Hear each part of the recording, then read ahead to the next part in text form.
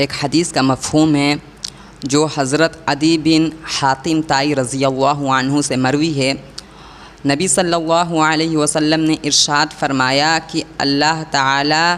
قیامت کے دن 2 جماعتوں کو جنت کی طرف روانہ کرے گا، انہیں بھیجے گا،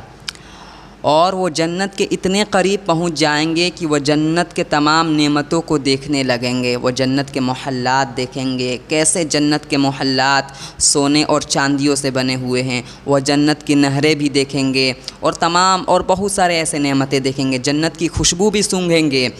پھر ایک آواز دی جائے گی اور کہا جائے گا فرشتوں سے، اے فرشتوں انہیں واپس کر دو، انہیں واپس بھیجو۔ اب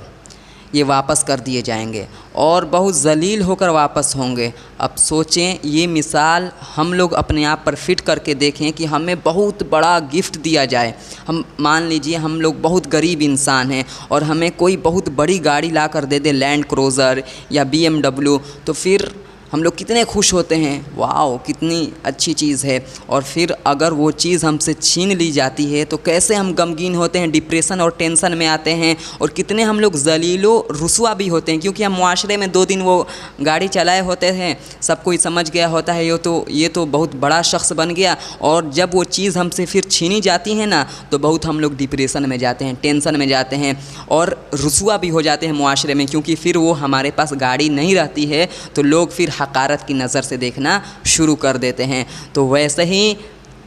ایسے ہی بالکل ان اشخاص کے ساتھ کیا جائے گا کہ انہیں جنت کی تمام نعمتیں دکھائی جائیں گی اور پھر انہیں جنت کے قریب سے واپس کر دیا جائے گا۔ جب یہ واپس ہوں گے تو پھر یہ اللہ تعالیٰ سے کہیں گے، یا اللہ تعالیٰ تو نے یہ نعمتیں اپنے بندوں کے لیے تیار کر کے رکھا تھا، اپنے نیک بندوں کے لیے جو اخلاص کے ساتھ عمل کیا کرتے تھے، تو پھر یہ ہمیں دکھانے کی اس کی کیا ضرورت ہے، اور پھر اس کے قریب لے جانے کی کیا ضرورت تھی؟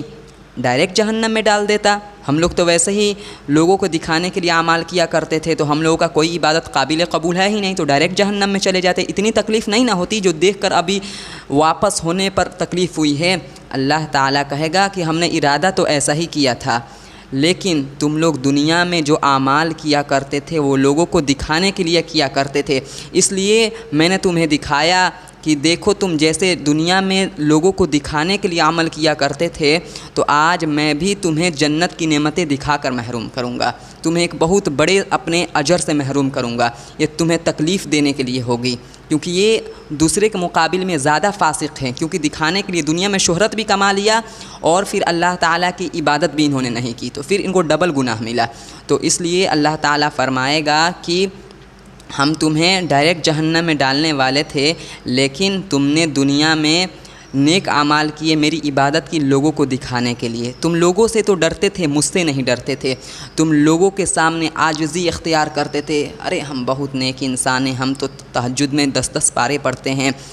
لیکن میرے سامنے تم نہیں ڈرتے تھے، مجھ سے نہیں ڈرتے تھے، تم چھپ چھپ کر گناہیں کرتے تھے، اور اسی طرح تم لوگوں کے ڈر سے تو کوئی برے کام چھوڑ دیتے تھے، لیکن میرے ڈر سے کوئی برا کام تم نہیں چھوڑتے تھے۔ سو آج میں تمہیں دردناک عذاب کا مزہ چکھاؤں گا، اور میں تمہیں اپنے بہت بڑے ثواب سے، اجر سے، بدلے سے محروم کر دوں گا۔ یہ آیت آج ہم لوگ اپنے آپ پر فٹ کریں۔ کیا ہم لوگ ایسے نہیں ہیں جب لوگوں کے سامنے آتے ہیں تو بہت ڈرتے ہیں کہ کوئی گناہ ہم لوگوں کا لوگوں کے سامنے نہ آ جائے اور لوگوں میں ذلیل و رسوا نہ ہو جائیں، لیکن اکیلے میں کتنے ہم لوگ چھپ چھپ کر گناہ کرتے ہیں۔ اس لیے انسان کو چاہیے کہ اکیلے میں سب سے زیادہ ڈریں۔ لوگوں کے سامنے تو انسان ایسا ہی گناہ نہیں کرتا ہے، لیکن اکیلے میں اکثر انسان گناہ کرتا ہے، اس لیے اکیلے میں اللہ تعالیٰ سے خوف رکھنے کی ضرورت ہے،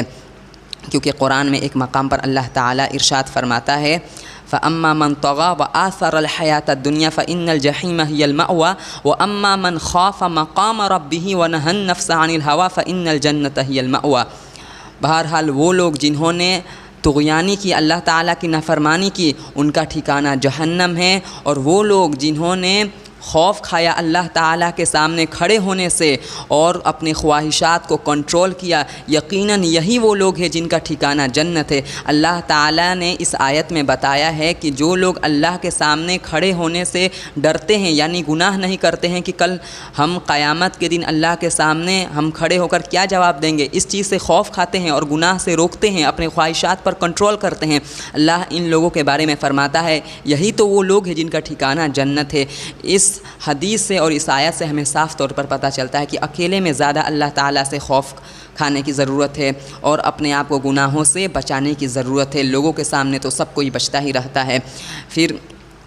نبی صلی اللہ علیہ وسلم کی ایک اور حدیث ہے، اس میں ایک صحابی نے عرض کیا یا رسول اللہ نجات کیا ہے؟ نبی صلی اللہ علیہ وسلم نے ارشاد فرمایا کہ تم اللہ کے ساتھ دھوکہ نہ کرو۔ صحابی نے پوچھا یا رسول اللہ کے ساتھ کوئی کیسے دھوکہ کر سکتا ہے؟ اللہ کے ساتھ دھوکہ کا کیا مطلب ہے؟ نبی صلی اللہ علیہ وسلم نے ارشاد فرمایا کہ جو احکام اللہ اور اس کے رسول نے تمہیں کرنے کے لیے دیے ہیں، بتائے ہیں کرنے کے لیے، وہ اعمال تم غیر خدا کے لیے کرنا شروع کر دو، یعنی اللہ کے علاوہ کے لیے کرنا شروع کر دو، یعنی ریاکاری، لوگوں کو دکھانے کے لیے کرنا شروع کر دو۔ پھر نبی صلی اللہ علیہ وسلم نے ارشاد فرمایا شرک اصغر سے بچو، یعنی نبی صلی اللہ علیہ وسلم نے ارشاد فرمایا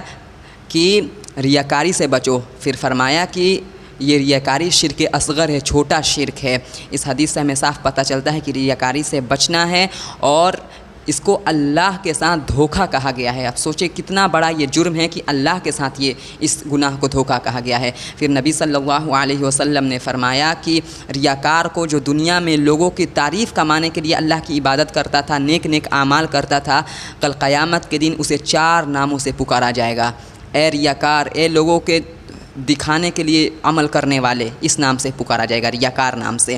اور پھر اس نام سے اے دھوکے باز، پھر تیسرا نام اے نافرمان، پھر چوتھا نام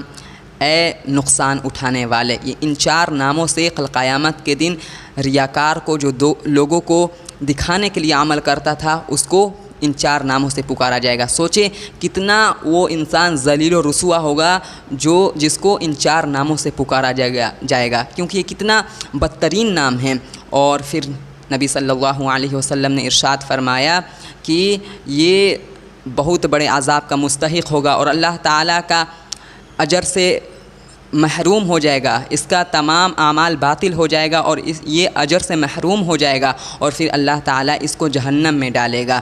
تو سوچیں کتنا بڑا یہ جرم ہے لوگوں کو دکھانے کے لیے نیک اعمال کرنا، اچھے اعمال کرنا۔